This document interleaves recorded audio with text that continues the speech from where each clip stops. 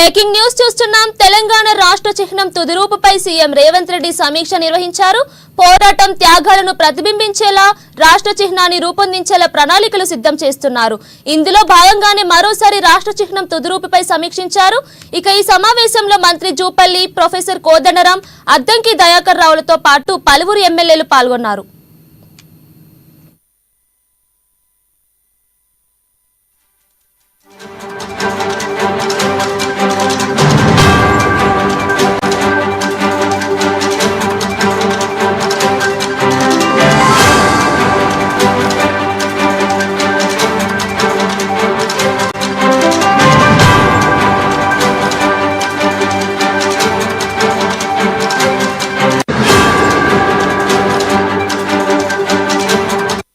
Breaking news చూస్తున్నాం. తెలంగాణ రాష్ట్ర చిహ్నం తుది రూపుపై సీఎం రేవంత్ రెడ్డి సమీక్ష నిర్వహించారు.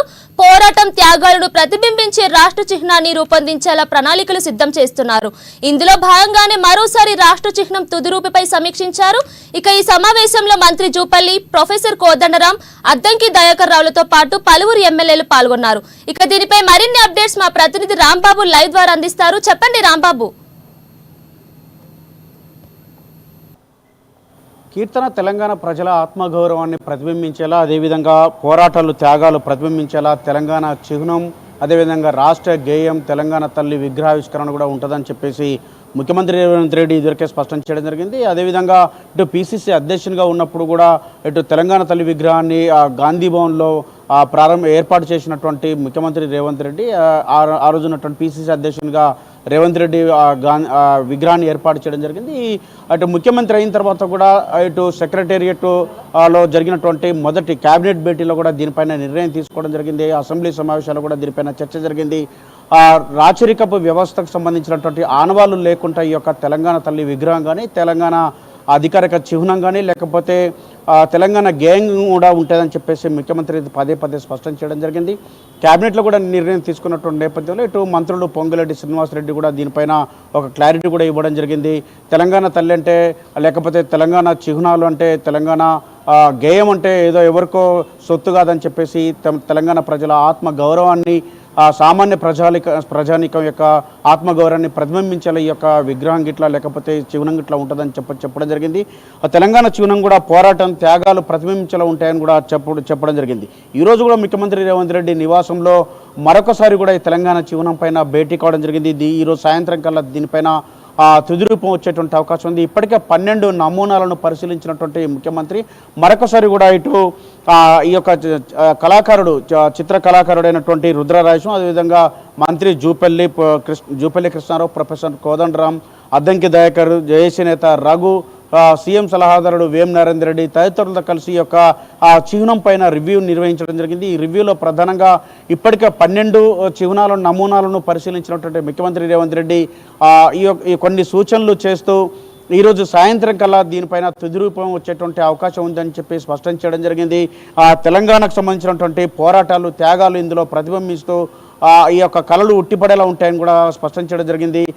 తెలంగాణకు సంబంధించినటువంటి కాకతీయ తోరణం కూడా ఉండేటువంటి అవకాశం లేదని చెప్పి నిన్ననే ఇటు ఢిల్లీలో మీడియాతో మాట్లాడుతూ కూడా రేవంత్ రెడ్డి స్పష్టం చేసిన నేపథ్యంలో ఇటు సమ్మక్క సారలమ్మ, అదేవిధంగా నాగోబ జాతరకు సంబంధించినటువంటి ఈ యొక్క స్ఫూర్తి ప్రతీకలు ఇందులో ఉంటాయని చెప్పడం జరిగింది. అంతే దీంట్లో ఇప్పటికే రాచరికపు ఆనవాళ్ళు ఏమాత్రం కూడా ఉండవని చెప్పేసి ముఖ్యమంత్రి స్పష్టం చేస్తున్నటువంటి నేపథ్యంలో ఈ యొక్క చిహ్నాన్ని మార్పు తథ్యమని చెప్పేసి, ఈ చిహ్నంలో కూడా మార్పులు ఉంటాయని చెప్పి ఇదివరకే సంకేతాలు ఉన్న నేపథ్యంలో ఇప్పుడు కాకతీయ తోరణానికి బదులు ఈ యొక్క సమ్మక్క సారలమ్మకు సంబంధించినటువంటి ఈ యొక్క జాతరకు సంబంధించినటువంటి స్ఫూర్తి ప్రతీకలైనటువంటి సమ్మక్క సారలమ్మ దేవాలయానికి సంబంధించినటువంటి గద్దెలు కానీ, లేకపోతే దేవాలయం కానీ ఉండేటువంటి అవకాశం ఉంది. మరొకవైపు 3 సింహాలు కూడా ఉండేటువంటి అవకాశం ఉంది. మొత్తానికైతే పోరాటాలు త్యాగాలకు సంబంధించినటువంటి ఆనవాళ్ళు కూడా ఇందులో ఉండేటువంటి అవకాశం కనబడుతున్న నేపథ్యంలో ఇప్పటికే రాష్ట్ర ప్రభుత్వం కొత్తగా అంటే కాంగ్రెస్